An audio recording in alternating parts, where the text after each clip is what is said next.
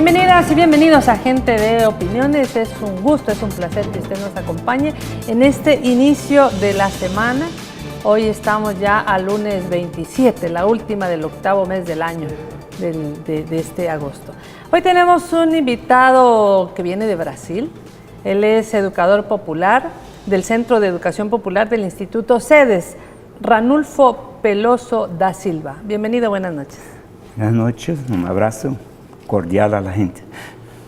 Muy bien, decía que en Brasil llaman mucho a la gente, ¿verdad? Sí. Este es el canal de la gente, Gente B. Sí. Así que nos da mucha alegría que esté por acá. Cuéntenos un poco, tenemos entendido que usted tiene una, larga trayectoria en todo el tema de educación popular y queremos aprovechar entonces conocer un poco sobre este papel que la educación popular ha jugado en los procesos de cambio, sobre todo en América Latina. Y primero, para empezar, quisiéramos saber cómo le ha recibido esta vez El Salvador. Entiendo que no es la primera vez que viene. Cuéntanos un poco de su llegada. Mira, que para mí, además de un gusto, es un honor llegar acá. Creo que es la 7ª vez que viene acá y que nosotros tenemos una relación con El Salvador de los años 70 ya. Entonces, venimos una vez con otros grupos como PUMPRO, como Maíz, pero en esta vez estamos con el partido. Estamos ahí sumarnos con la gente de la Secretaría de Educación y la Secretaría de Organización para sumarnos en esto que el partido llamó de territorialización de la campaña, claro, discutiendo la formación y la organización. Entonces, es un gran, es sentirme a mi casa, ya me siento en casa, a pesar del idioma no sé tan clarito así, pero más o menos. Vamos a hablar portuñol. Sí, gracias. Muy bien. A ver, yo quisiera que usted le explicara a la teleaudiencia de Gente B que además de ser muy diversa, no solamente se ve en el país, sino que a través de nuestras redes sociales, del Facebook Live, se ve en distintas partes del mundo. En ese sentido, yo quisiera que nos tratara de explicar, de definir qué es la educación popular. Sí. Entonces aprovecho para empezar con Paulo Freire, por supuesto, cuando él ha definido que la educación popular son todos los esfuerzos de movilización, de organización y calificación técnica, cultural y política que prepara a la gente para el ejercicio del poder que necesariamente tiene que conquistar. Esa es una definición que ha respondido cuando le preguntaron así, para contraponer mucha gente que pensaba que la formación política era conocer solo los clásicos, tener cursos, leer muchos libros. Y en el otro lado, pensar que la educación popular eran talleres, dinámica de grupo, metodologismo. Entonces, la educación popular es una pedagogía que sirve a los trabajadores. Porque decía Paulo Freire que no se puede enseñar o no se puede formar a la gente con la misma pedagogía, porque la otra pedagogía ya está en sí misma dominando. Entonces la llamaría de una pedagogía liberadora, la educación popular, en ese sentido. Paulo Freire tenía muchísimas frases, este educador brasileño nacido en Arrecife, de Brasil, que entiendo que es la parte más al nordeste de Brasil. Tenía un libro que la mayoría de estudiantes en aquel momento de las ciencias sociales, desde economía, sociología, etcétera, conocimos, que era Pedagogía del Oprimido, por cierto, una de sus obras conocidas en América Latina, que además apoyaban mucho en todo este tema de educación popular, de alfabetización. Paulo Freire decía: nadie educa a nadie, nadie se educa a sí mismo, los hombres se educan entre sí con la mediación del mundo. Sí. ¿A qué se refería Paulo Freire con este? Eso. Mira que el Paulo Freire decía que cuando va a encontrar una persona, no va a encontrar una persona que no sabe. Entonces va a encontrar una persona que sabe diferentemente de él. Y por tanto, yo sé, tú sabes, nosotros podemos dialogar. Entonces, el principio ya partía diferente. Claro. Entonces, cuando decía, por tanto, no va a poner cosas. Él usaba la palabra educación porque la propia palabra en su etimología significa extraer y no significa poner.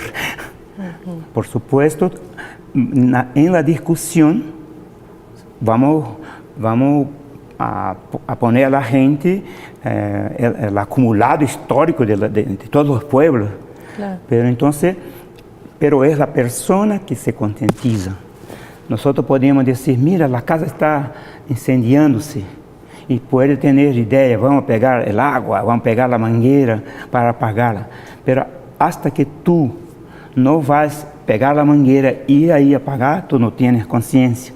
Por lo tanto, es la persona que decide, es la persona que se concientiza. Tú no puedes concientizar hacia la cabeza de la otra persona. Por tanto, ela no es una masa de maniobra, ela es un actor. Para hablar de la química, por ejemplo, decimos que hay una fuerza potencial y una fuerza cinética, una fuerza en movimiento.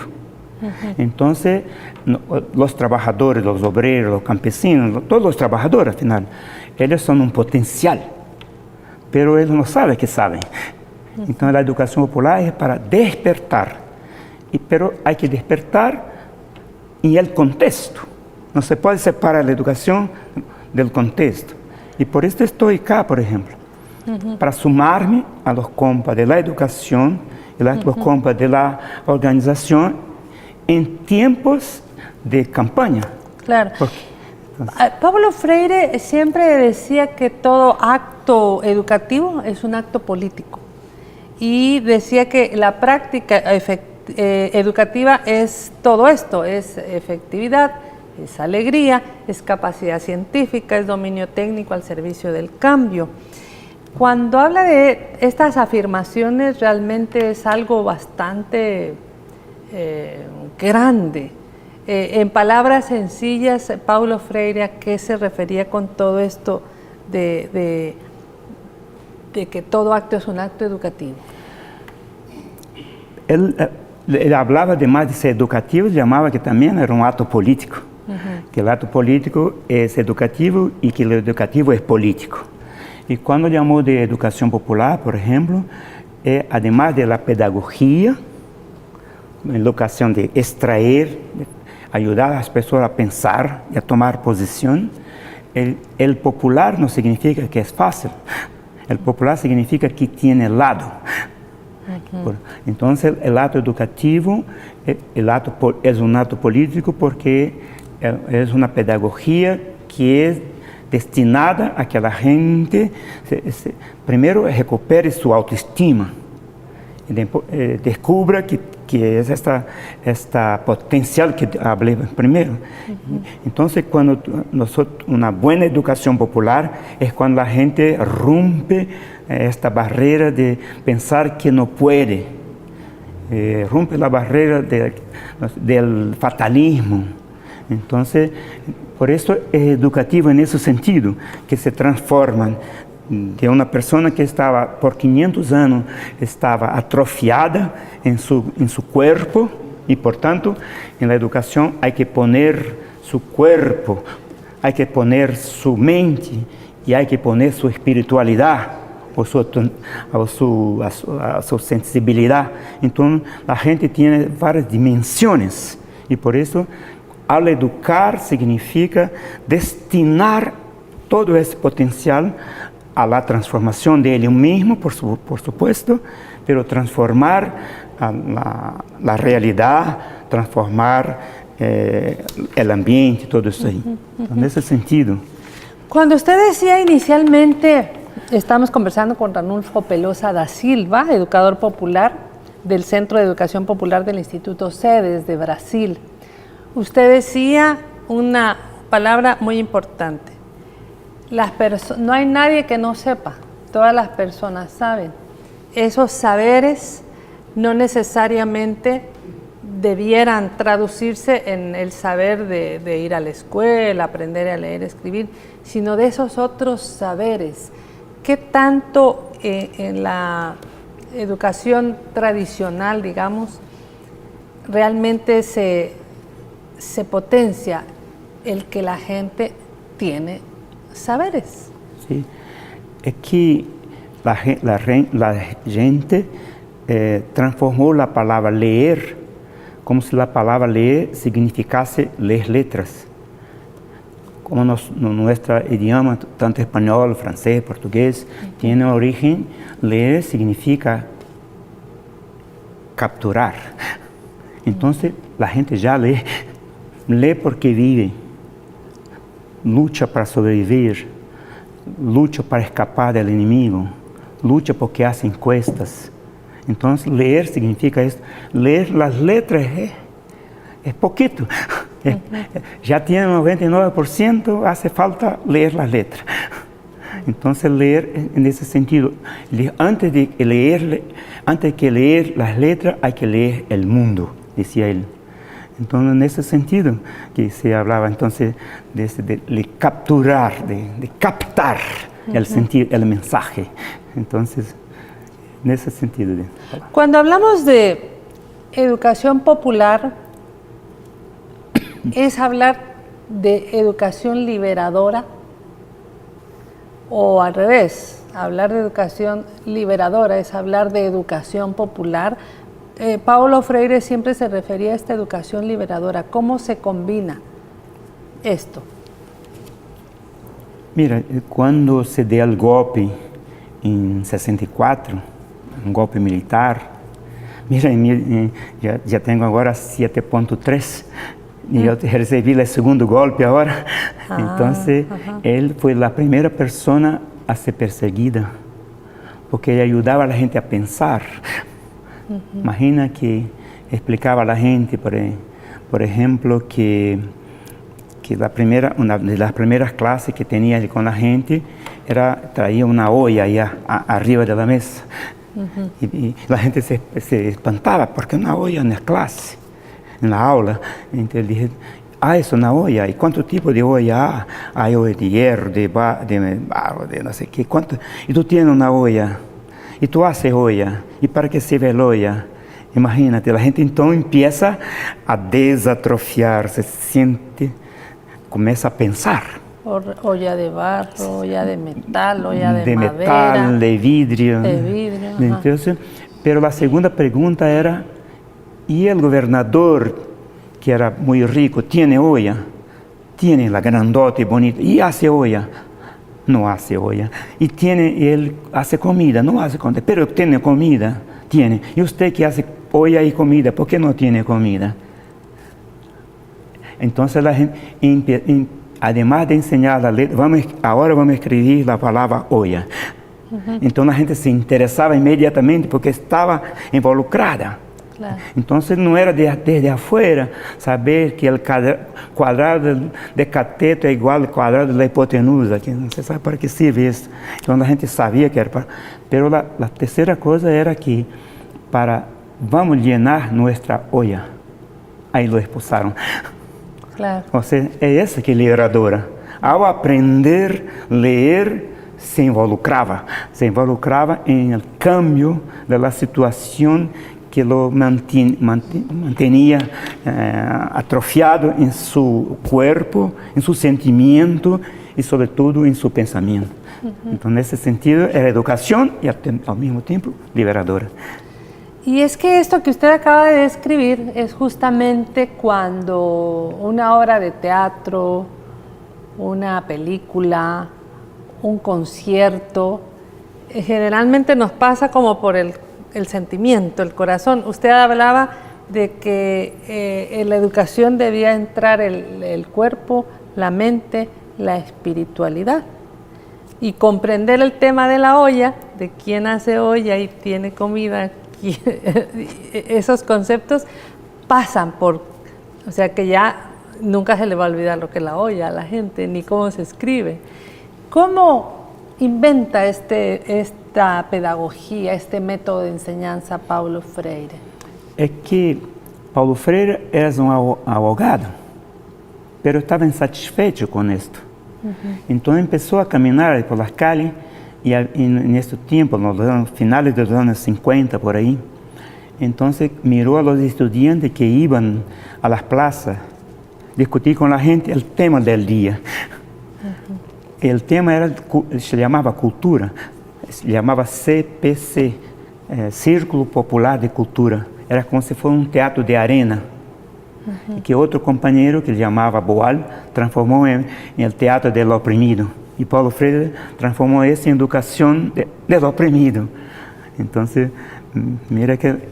Então, quando Paulo Freire viu isso que assim os estudantes, disse, pero é isso que eu quero. É isso que eu penso. Mira que ele não é reconhecido em Brasil como um pedagogo. Eu creio que são poucos homens educadores no mundo, em poucos países que não o reconhecem como educador.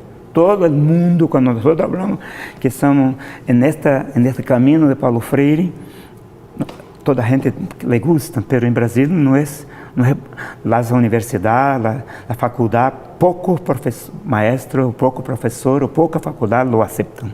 Em geral, é muito subversivo para...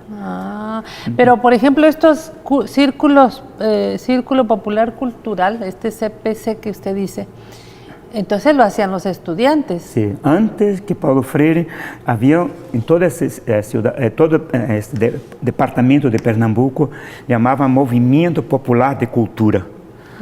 Hace poco he leído aí um livro com este nome que tinha 1.200 páginas, antes de Paulo Freire. Não chamava Educação Popular.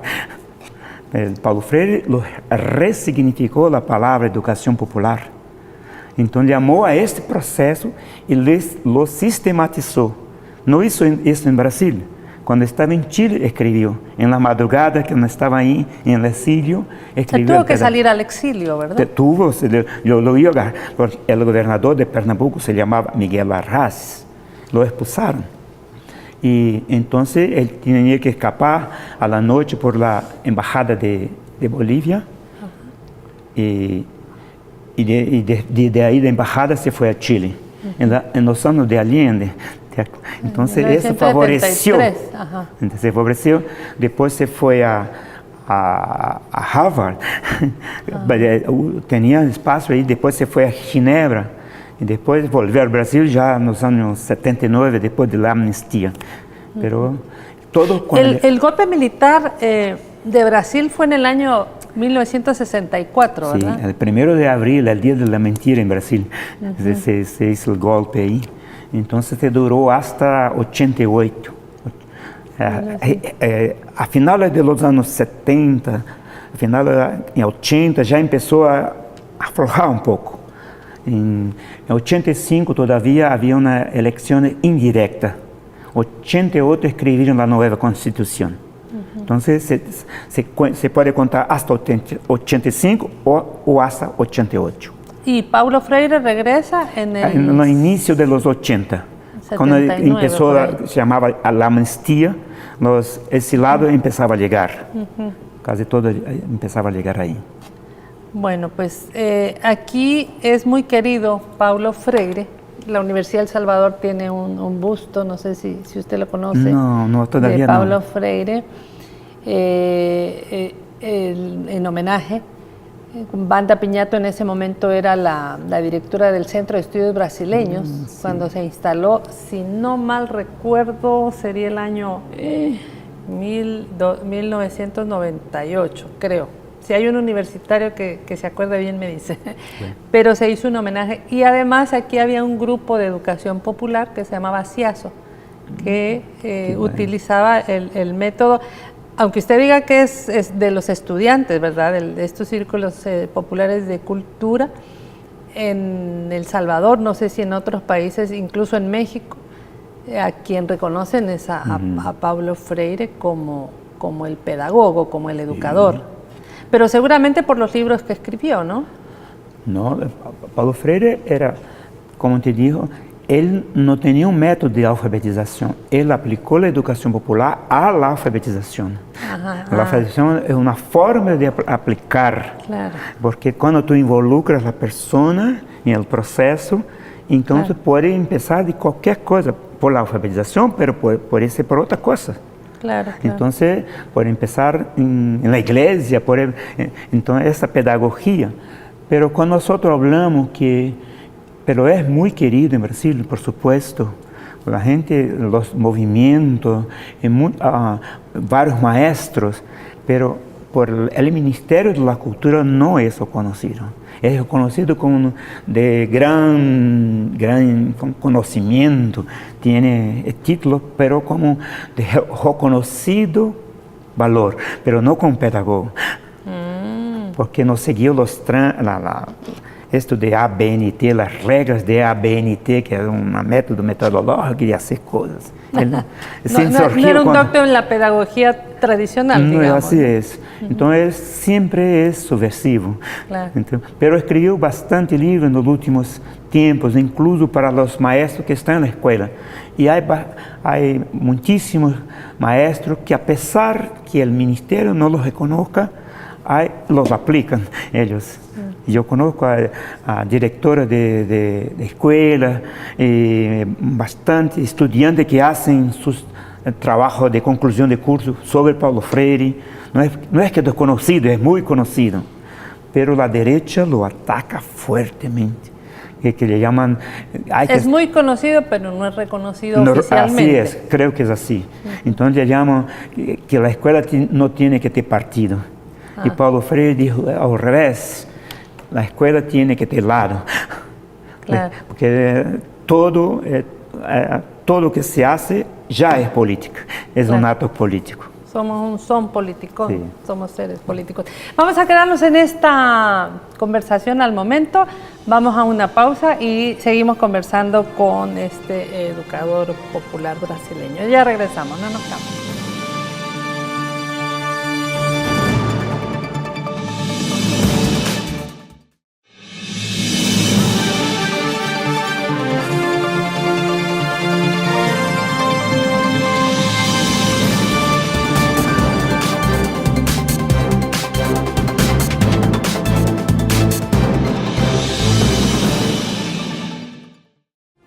Bueno, y hablando de educación, Ranulfo Pelosa da Silva de Brasil, educador popular, hablábamos tras de cámara con el concepto de alumno que nunca fue utilizado por Paulo Freire. Cuéntenos por qué.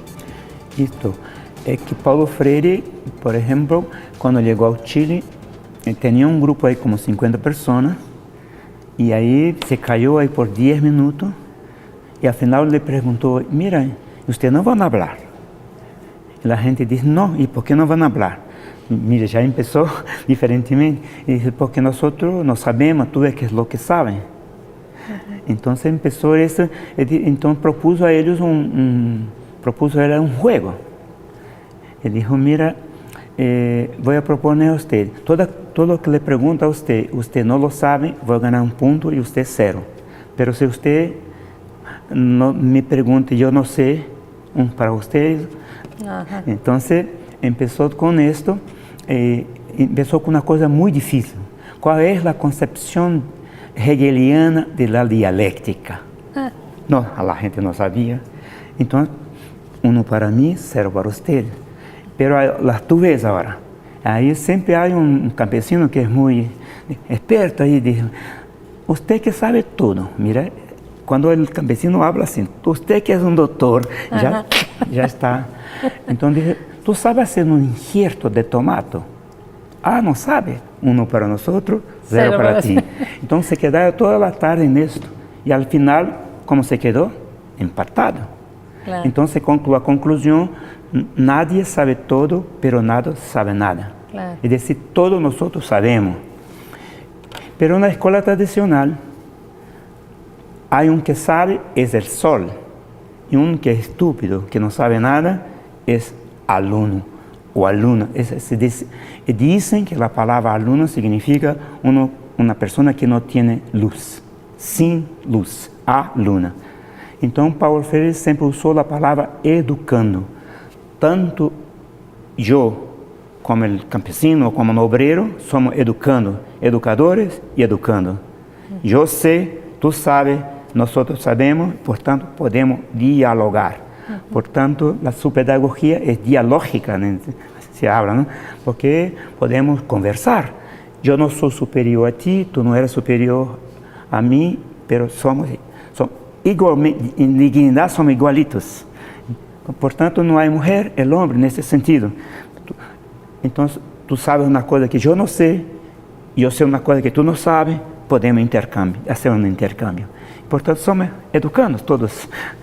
Generalmente en la educación formal, digamos tradicional, se recibe una educación muy bancaria, de un banco que le van llenando de cosas, ¿verdad? Le ponen y no le extraen este tema de la educación.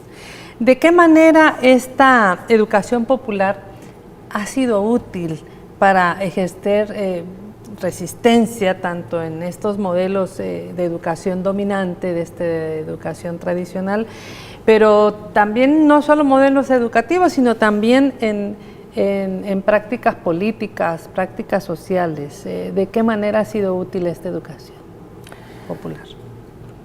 En la educación popular, por ejemplo, vamos a hacer así una especie de un tallercito ahí con la gente. Ajá. La primera cosa que nosotros le gustamos es que la gente diga el nombre, dónde viene y qué significa el nombre.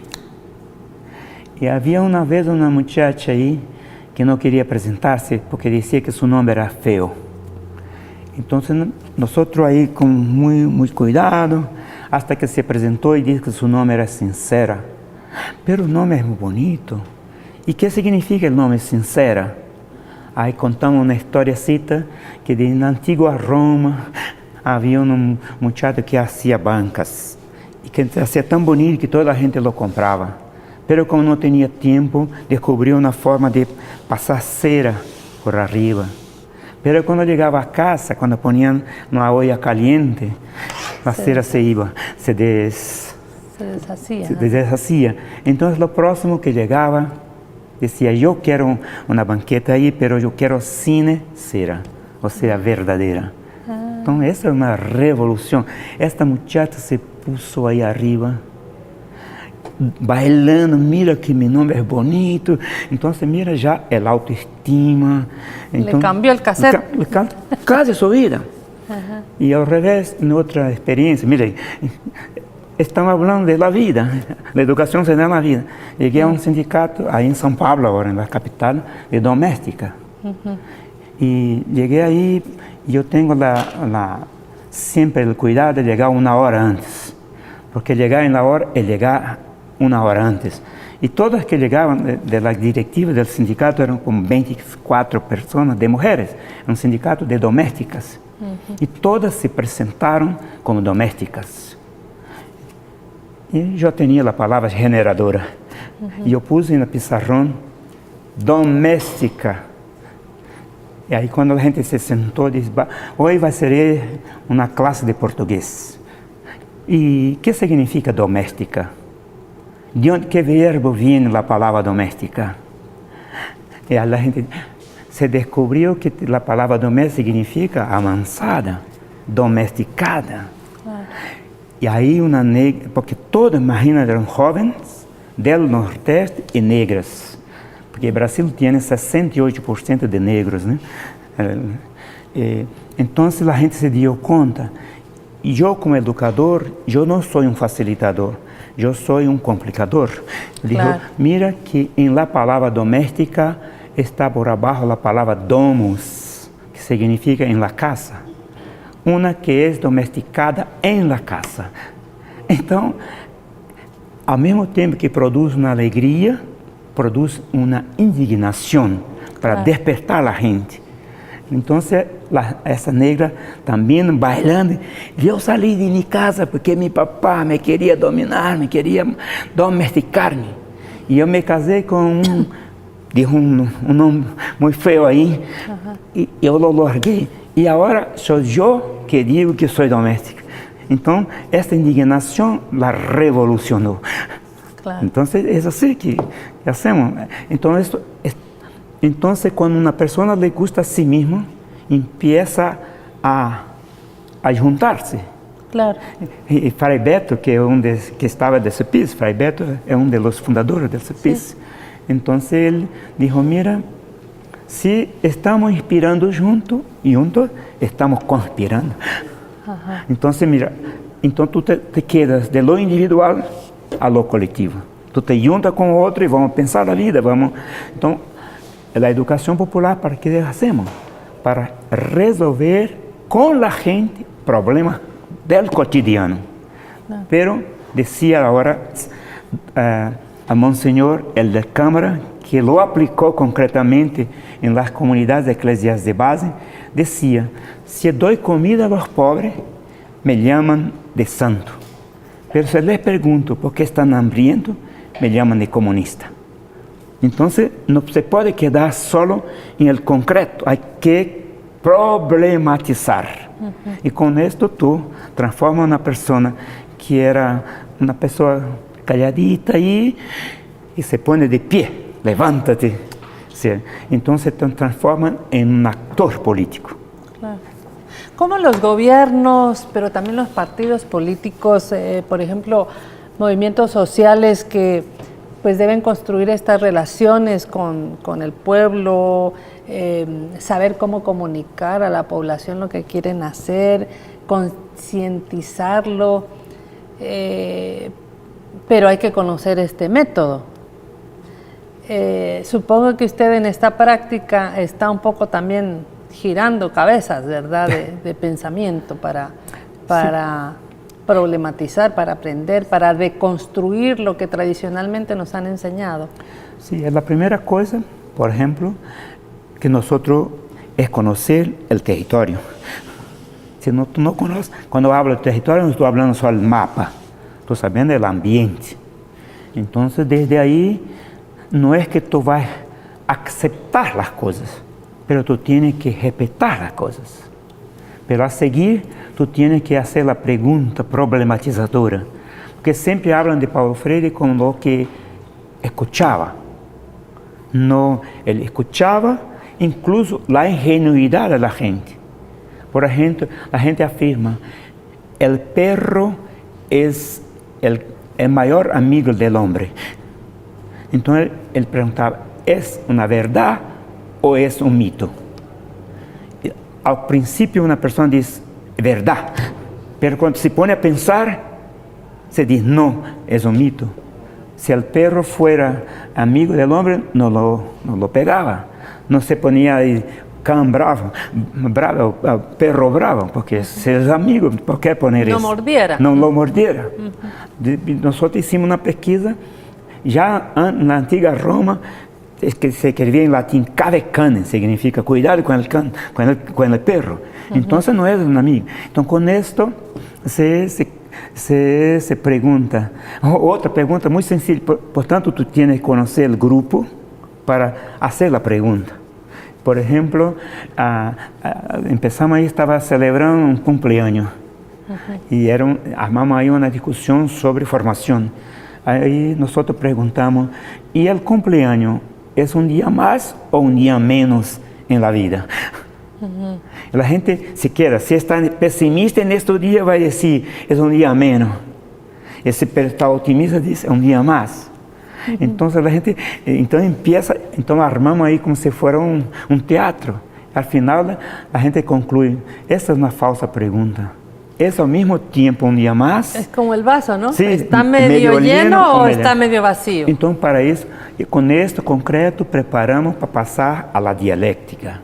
Entonces, ahí es fácil de introducir la idea que la unidad es lo contrario, por tanto, tenemos que trabajar con la contradicción. Entonces, mira, del concreto, nosotros llegamos al abstracto.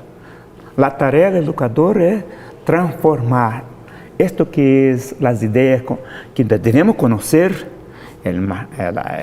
la dialéctica, todo esto ahí, pero nosotros es traducir para que la gente pudiera, desde del concreto o de su vida biográfica a la historia, del concreto o al abstracto y así por diante. Hay otras palabras de Paulo Freire que, relativas a la educación, que dice que es un proceso de conocimiento, formación política, manifestación ética, habla de la ética, la búsqueda de la belleza, la estética, capacitación científica y técnica. Viendo esto así tan amplio, ¿cuál vendría siendo como este papel de la educación popular en estas luchas sociales en América Latina que están reviviendo tiempos que creíamos que ya se habían ido, pero que continúan? Sí, mira,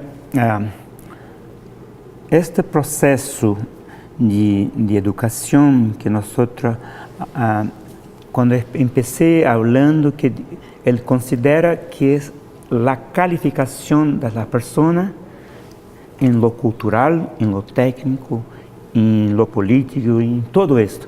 Por esto no usaba la palabra capacitación, usaba la palabra calificación, porque a veces los movimientos se quedan concentran las palabras muy militantes, pero no habla de vino, no habla de cultura, no habla de fútbol, no habla de fiesta.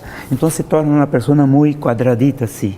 Entonces, esto es revolucionario porque al final de cuentas nosotros tenemos tantas dimensiones. Claro. Entonces, por esto la educación es tan...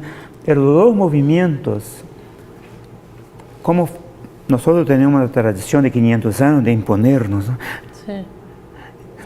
Tenemos una tradición de izquierda que un poco así, que aplicaba los métodos. Al final era de poner, sacar de los partidos de izquierda, pero si tú miras la iglesia, por ejemplo, lleva a las personas a Roma. Sí. Entonces van a Roma, después se vuelven acá, ya nos conoce la gente. Entonces este sentido. Entonces, nós más bien, si la gente ya está luchando, si ya está participando de la comunidad, entonces nosotros queremos calificarla para que lo haga mejor. Claro. Entonces, en ese sentido, no la imponemos cosas, pero nosotros estimulamos para que haga mejor. En ese sentido ahí. Y poner otro montón de dimensiones, no solo el hecho de mayor conocimiento del contexto, sino practicar la alegría colectiva, practicar el arte, practicar otro tipo de conocimientos más amplios, ¿no?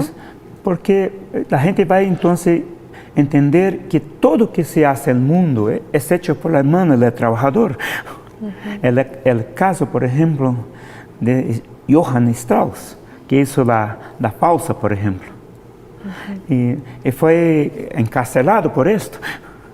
Y cuando estaba en la cárcel ahí, hizo la más bella valsa que tenemos, que es la danza, el bailado del murciélago. Para decir que los pobres es lo que hacen todo. Pero entonces, el ocio ¿quién debería tener? Mire que la palabra escuela significa ocio. En el sentido etimológico, en el griego, la palabra escuela significa el ocio. El tiempo que tú no estás trabajando, tú estás degustando lo que hiciste. Y por lo tanto, solo los trabajadores deberían tener ocio. Pero en la historia se separó el ocio del negocio. Los trabajadores se han transformado en fuerza de trabajo. Y mira, en San Pablo, creo que aquí en Salvador es más o menos lo mismo. Se despiertan a las 4 y se van al centro de trabajo y trabajan 8 o 10 horas en los buses penurados ahí. Se vuelven 2 horas para llegar a su casa para desmayar. Claro, ya, como araña fumigada, que ya solo que quiere dormir. Ni siquiera enamorar, no va a hacerlo más porque está tan cansado ya. Entonces no tiene ocio. Entonces, por tanto, el ocio... Se dice que el ocio es la madre de todos los vicios. Sí, porque Pero es un lado de la cuestión. Pero también que ahí habla a Frei Beto, que por un lado es diabólico, es lo que desconecta, el diablo significa lo que desune, pero es simbólico, lo que une. Pero hay que tener el ocio ya como si fuera una oficina del pensar. Claro. La oficina. Pero hay una cosa que yo quería afirmar un poco aún, es que la educación popular dijo que no basta leer, o no basta tener los conceptos. Si tú no lo aplicas, claro, tú no tienes conocimiento. Entonces nosotros hacemos un resumen. Lo que sabe cómo hacer, pero no lo hace, todavía aún no sabe. Claro. Pero solo cuando tú lo aplicas, es que tú sabes. Entonces, por esto, mucha gente lee mucho, hace muchos cursos, pero no se mueve para nada. No aplica nada, es como que no supiera nada. Es un erudito nomás. Sí. Un erudito, eso no sirve. Es una enciclopedia ambulante, para nada. Entonces, y el conocimiento estaba aquí en Chalate, yo creo que el compa va a reconocerse, y discutimos, hace 2 meses atrás estuve acá.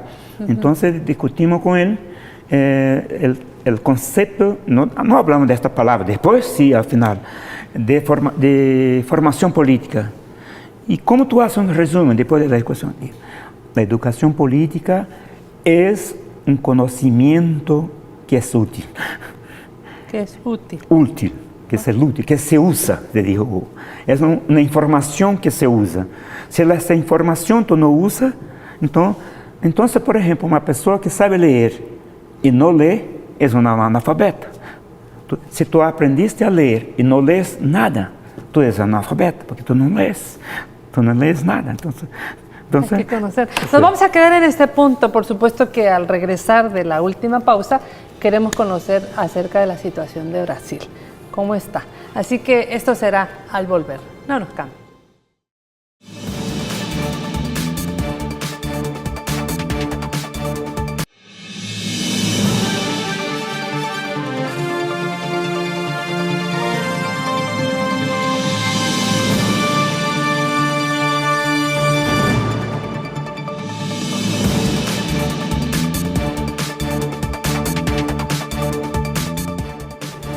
Bueno, nos acompaña Ranulfo Peloso da Silva de Brasil, educador popular.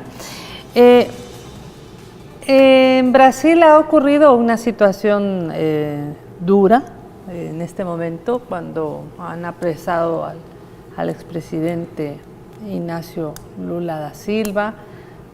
Logró que se inscribiera para las elecciones. Yo quisiera que nos hable un poco de cómo está en este momento la situación de Brasil y digamos que las y los educadores populares, ¿qué papel están jugando en la situación actual de Brasil? Quiero hablar de 3 cosas por lo menos. La primera cosa es que en este momento nosotros tenemos como táctica electoral, es Lula libre, y que elecciones sin Lula es una fraude. Así para decir, así un resumen. Sí. Entonces, toda la gente de izquierda, sea o no sea del PT, están en esto. Porque la gente cree que lo condenaron porque él estaba con el pueblo. Esto, además de su equívoco, sus errores, el tipo que lo condenó, 3 días después tenía ¿cómo se llama eso? Una condecoración en Washington, para decir cómo es un plan diabólico que tenían. Claro. Y él dijo que materialmente no tiene ninguna prueba, pero ideológicamente está comprobado que Lula es no sé qué, está culpado. Entonces, la segunda cosa que diría es de lo jurídico, que en la Constitución está dicho que una persona es inocente hasta que se pruebe hasta tercera instancia que está culpable. Pero él está condenado a la segunda instancia. Y por lo tanto tiene aún el Supremo Tribunal de Justicia y hay otro ahí que se llama Supremo. Entonces tiene dos instancias aún. Pero hay otra ley que dijo cuando una persona está juzgada en la segunda instancia ya no puede disputar elecciones. Entonces hay un conflicto de leyes ahí. Yeah. Entonces la gente está... en la tercera que quería decir es que cuanto más los medios ahí, miren, en 10 noticias, 9 es contra Lula. En las publicaciones, en los periódicos, pero cada día, mire, llegué acá a 22, estaba con 39% de apoyo. 3 días después, ahora está con 45%. Ganaría en la primera vuelta. Entonces, ¿cuánto se necesita para ganar? Ganar, tiene, porque el absenteísmo, ¿no? Tiene que tener 50% más 1 en la primera vuelta. Pero, igual que aquí. Entonces, tiene 13 candidatos. Pero este fenómeno comprueba que los medios tienen mucha fuerza, pero no se puede superestimar los medios. Claro. Mira, si todos los medios, todos, el PT no tiene un canal de televisión. Todos, te digo todos, fuera las redes sociales de nosotros, ¿no? Claro. Son contra.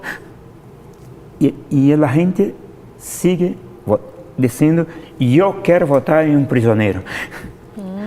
Entonces, deberían inhabilitarlo en el 22 y hasta ahora no hicieron. Están midiendo fuerza, ¿no? Sí, creo que la cosa es que la casa constitucional, ahí no se llama con este nombre, ya esto para que entiendan, el Supremo son 11 personas ahí. Y está 6-5, pero en 15 días puede ser 6-5 al revés. Y el tipo que será el presidente era de PT. Entonces la gente piensa que hay una brechita ahí, pero nosotros tenemos mucha dificultad de creer que esto puede ser, porque no hacen un golpe para devolver después el gobierno a una persona que fue golpeada. Entonces, pero este fenómeno de apoyo popular, hicieron ahora una investigación sobre los partidos. Los partidos de derecha tienen 1% de apoyo. Así la gente, preguntando en cuál partido va a votar. Y el PT tiene 24% de apoyo y los otros tienen 1%. Y se habló ayer que Lula es capaz de hacer una retransmisión, se dice así, al voto que de ellos pasar a Fernando Haddad, que es el vice ahora. Y se transferir. Y si él logra transferir, entonces puede ser una buena cosa. Pero no se sabe. Esto es una incógnita, no sabemos. En el país se está llevando una cruzada por la alfabetización. El profesor Salvador Sánchez Serén ha dicho que este año es el año de la alfabetización y mucha juventud se está sumando a esto. Ya hay 94 municipios libres de analfabetismo de los 262 que tenemos. Wow. Hay 50,000 jóvenes alfabetizando. ¿Cómo mira usted este proceso en El Salvador? ¿Qué tan importante es que además se pueda tener esta educación popular? Nosotros, como dijo, yo vino acá para, además del placer de estar acá, el gusto, el honor, que es un país pequeño, pero es valiente, muy valiente. Nosotros aprendimos a quererlo. Entonces, nosotros veníamos a sumarnos a este esfuerzo que hace la Secretaría de Educación, Secretaría de Organización, en el tema de la territorialización. Es decir, hay que organizar antes, durante, después. Entonces creo que este esfuerzo no importa, claro que queremos, vamos a hacer todo para tener el tercero mandato, pero siempre estamos preparados para cualquier resultado. Entonces, en ese sentido, estamos muy felices. Estaba mirando a lo listado, las cosas que hizo el gobierno del frente. Y me hablaron que un compañero que encontré hace poco hizo un listado de 100 cosas buenísimas. Y entonces, mirando desde al revés, cuando llegó el golpe ahora de Dilma, todo se acabó.